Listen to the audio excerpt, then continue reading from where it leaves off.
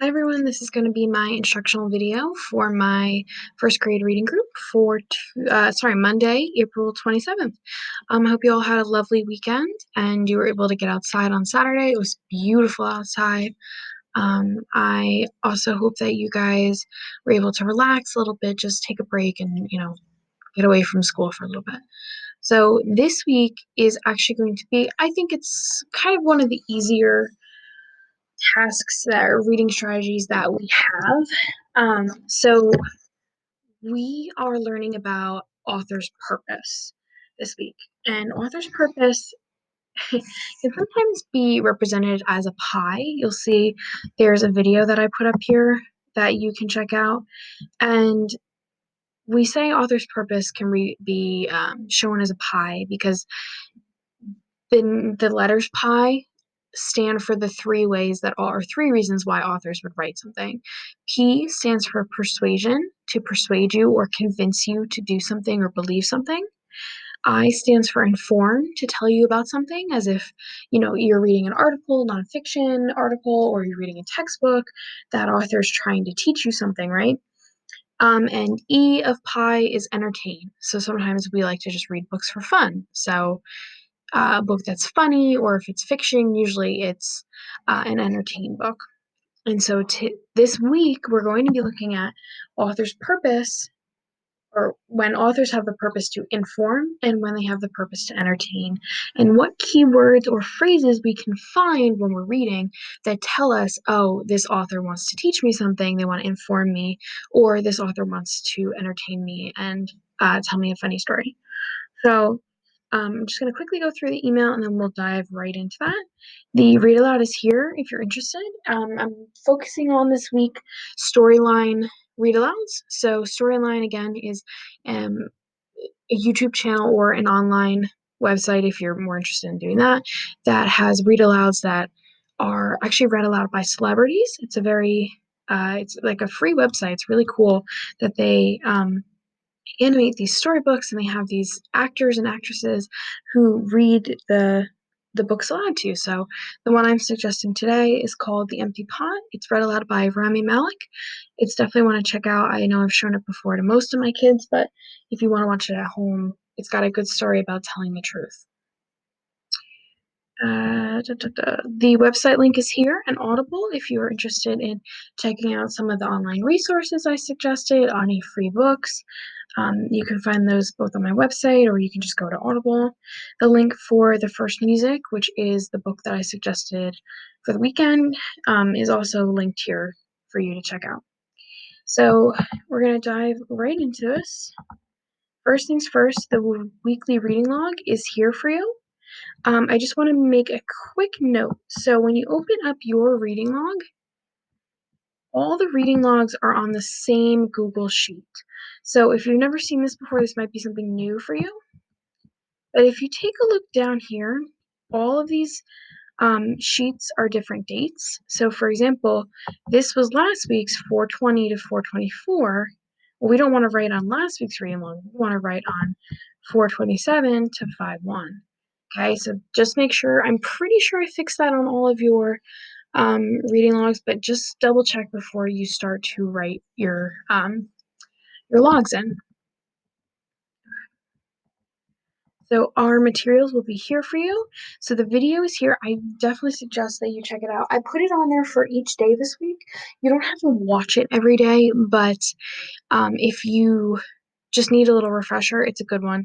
It's a video made by another teacher, and she has like the actual pie pieces to explain author's purpose. So I definitely think you should check that out. The PDF is here, so you're going to open it up. Remember, we go to the three dots, open in a new window. So for Monday and Tuesday, we're looking at authors who are writing to inform. So we're going to see what that looks like. And then Wednesday and Thursday, we'll look at authors who are writing to entertain. So remember, once you get to DocHub, just make sure you click on the share button, type in my email, and share it with me so I can see that you're doing the work. Or if you're printing it out, just let me know how it goes, okay? All right, so we're going to read the first one, Traveling Butterflies.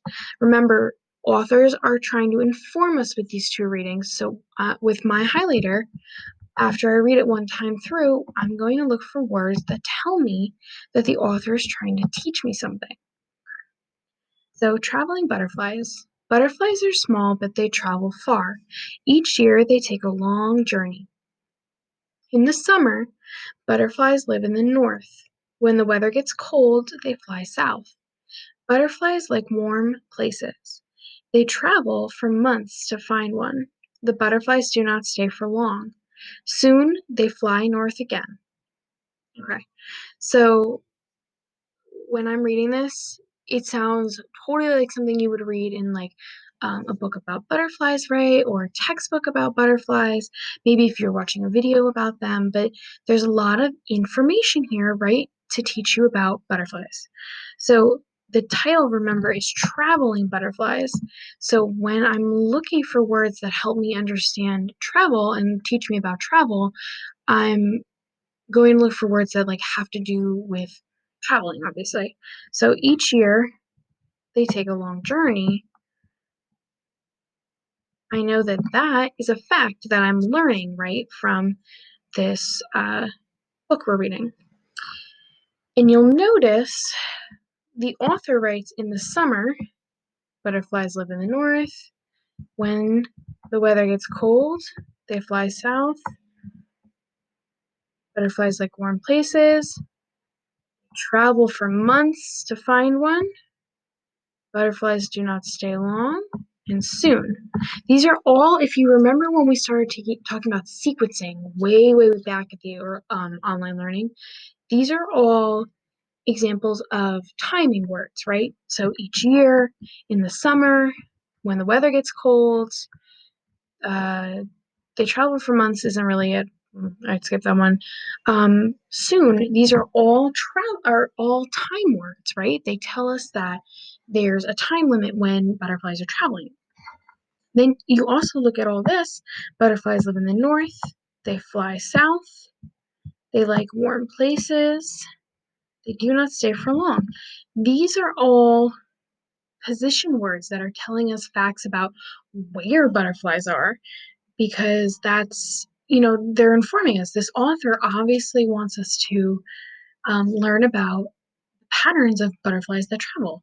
So if you've never read or if you don't know anything about butterflies, I definitely think you could write a whole PowerPoint or tell me all about butterflies now because this author uses all these words to teach you about the butterflies. All right, cool. So let's check this out with how to make applesauce. Now, as we're reading this, keep in mind, think in your head, are there any words that tell me different steps, tell me sequence words, time words like we just went through? Because when we're getting informed by someone, usually they're teaching us something. So obviously this title, How to Make Applesauce, what are they going to teach us? They're going to teach us about how to make applesauce. So here we go. Applesauce is easy to make. First, wash some apples. Ask an adult to peel and cut them. Put the apple slices in a big pot. Add water. The adult can help you cook the apples until they are soft. Next, mash them up. Cool the applesauce in the refrigerator. Then it's time to eat. So, I'm not going to highlight this because, as you can clearly see, this is all just like a list. But what I am going to do is with my pen, I'm going to write a number for each of the steps that the author says you should do for making applesauce. They say first, wash some apples. Ask an adult to peel and cut them. Put the apple slices in a big pot. Add water. The adult can help you cook the apples until they are soft. So cook the apples until they're soft. Next, mash them up. Cool the apples in the refrigerator. And finally, it's time to eat. Then it's time to eat. So, as you can see, they're basically giving us steps. If you've ever seen a recipe before, it's like number 1, preheat oven to 300 degrees. Number 2, Grease the pan so then that way the cookies don't stick. Number three, mix the batter and the eggs and the milk or whatever together to make the cookie dough. So they're doing the same thing with apples. It's like number one, wash some apples. Two, ask an adult to peel and cut them. Three, put the apple slices in a big pot. Four, add water. Five, cook the apples until they're soft. Six, mash them up. Seven, cool the apples. Eight, or applesauce in the refrigerator. Eight, enjoy it and eat. So when the author is writing like this, instead of saying it so choppy like I just said, she has written it so that it all flows into one big passage. Okay. So I'm not going to ask you guys to do this, but if you want to practice this, we'll do more of it obviously tomorrow. Um, think about basically if you know something, a ton of information about a certain animal. Like let's say you know so much about dogs. You could end up writing your own information, right? Because with dogs, you can write about how you take care of a dog. You can write about um, what kind of food your dog likes, how to take a dog on a walk. Like you can do so much. Basically, when you are thinking like the writer, you are trying to teach someone else how to do something.